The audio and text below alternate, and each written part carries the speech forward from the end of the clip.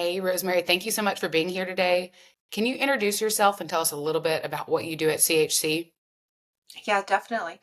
So my name is RoseMary Johnson, and I've been the CEO of Catholic Heritage Curricula for about 10 years. I was homeschooled myself with CHC materials from preschool through high school, and then I went on to get a PhD in literature. So I'm really passionate about making sure that everything that comes out of CHC is not just Catholic and academically excellent. Those are a given, but also exceptionally easy to learn from and easy to use. So, what's the story behind Catholic Heritage Curricula? How did it all begin? So it was founded by my mother over 30 years ago. It's a family business. So we started homeschooling about the time I was born. And we started out using the Catholic homeschool programs that were available at the time. And there sure weren't as many as there are available now. But we found them kind of, honestly dry and uninspiring. And my older siblings were starting to lose their love of learning. So within a couple of months, my mom had started making her own curriculum using books from used bookstores and a library and so on. So fast forward a couple years, and I was a cute preschooler ready to learn to read, and we started using Teach Your Child to Read in 100 Easy Lessons. But we were both bored. My mom still talks about how she remembers sitting there falling asleep while I was trying to sound out the words in the book. So a family friend came to the rescue. Nancy Nicholson developed a phonics-based reading program, especially for me, and with stories of Catholic kids that I could relate to. And that really launched CHC. That was Little Stories for Little Folks, and it's still one of our best sellers. What was it like being homeschooled with CHC materials? But like I said, I was homeschooled, preschool through high school, but of course it wasn't all the same materials that are available today from CHC because, we've made a lot of improvements. But the core philosophy was still the same. And that's the idea that homeschooling, that education should be a natural offshoot of a child's intrinsic love for learning. I mean, all kids love to learn. That's why the toddler gets into every drawer in the house, and your 7-year old is asking you nonstop questions while you're trying to cook dinner. So, if you can connect that, if you can harness education to that internal motivation, that is powerful. It does amazing things when the educational a child's motive is internal instead of just being motivated by the desire for a grade or to please his parents or pass the test. And I have to say I was really shocked when I got to college and found that not all my classmates had that internal motivation. They were, just trying to get by. And oh, can I pass the test without doing the reading? And I'm just so grateful that I was educated in an atmosphere where, education was, something for me and connected with my love for learning.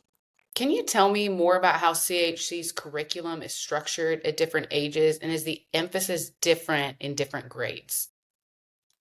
Well, the best way to explain how CHC's approach is different in different grades is to compare it to homeschool programs that maybe emphasize academic rigor from the very beginning, kind of turning childhood into a race to fit in as much content as possible at the earliest ages. And while that seems to make sense, it's actually counterproductive because it ignores, the natural stages of childhood development. So in the younger grades, kids are really learning how to learn.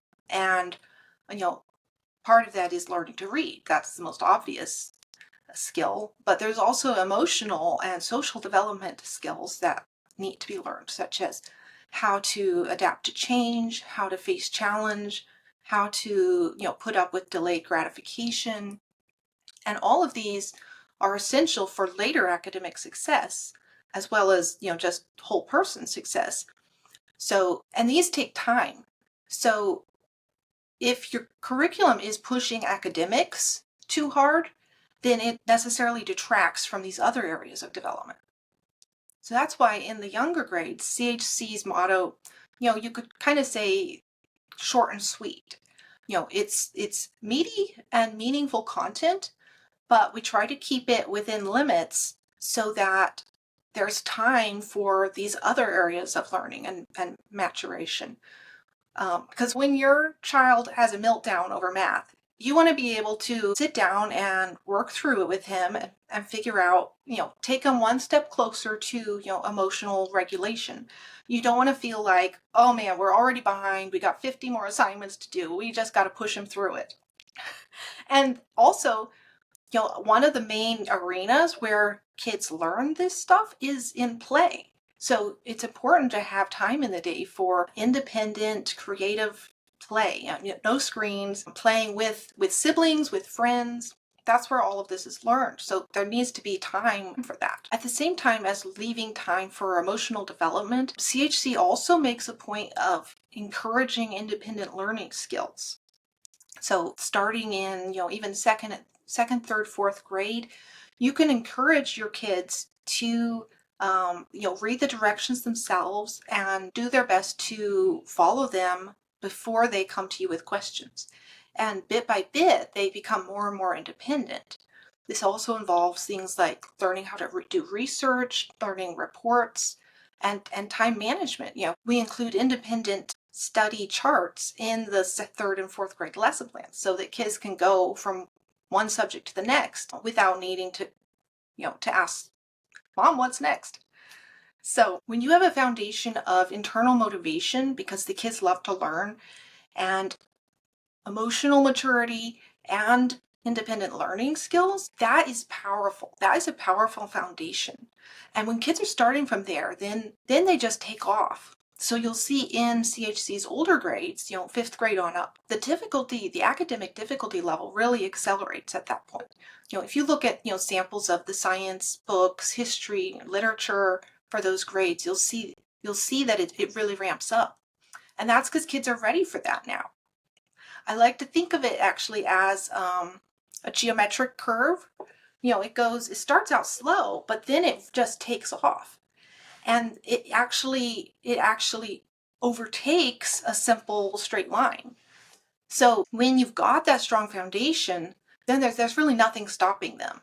And that's what we want. We want to prepare them not just academically, but whole person wise, so that it's not just so they can get the best job or so they can get into an Ivy League college. We're trying to prepare them whole person so that they can respond to, who God is calling them to be, who God had in mind when he created them. And so having that whole person foundation in the early years is really central to what we mean at CHC when we say we're educating for eternity. Now, I think that's great. Do you think a slow start plays a role in a child's love of learning? I think that a slow start gives you opportunities to nurture it. There's going to be time for extracurricular, for hands-on learning, and you're going to be sure that you're not stifling that love for learning, not counteracting it by putting too much pressure on them. A love for learning is natural, but it can be stifled if you're continually putting too much pressure on them and they feel like they're never able to come up to the mark, or it's always a struggle. Like if education is just a burden to be carried through childhood, um, you know, burdens are hard to carry and you don't go very fast. Do you have any thoughts or tips you want to share with parents who are starting CHC for the first time? Well, I think, the search for curriculum can be stressful and it's different for everybody. Like you're looking for something that fits your family. And so if you're looking for a curriculum, just keep in mind that it doesn't have to be difficult in order for it to work. So it will be there will be difficult times. It's not easy, but it doesn't have to be difficult in order to be working. Learning is what your child was made for. So it's not something artificially you have to force on them. What you want to do is enable the natural learning process.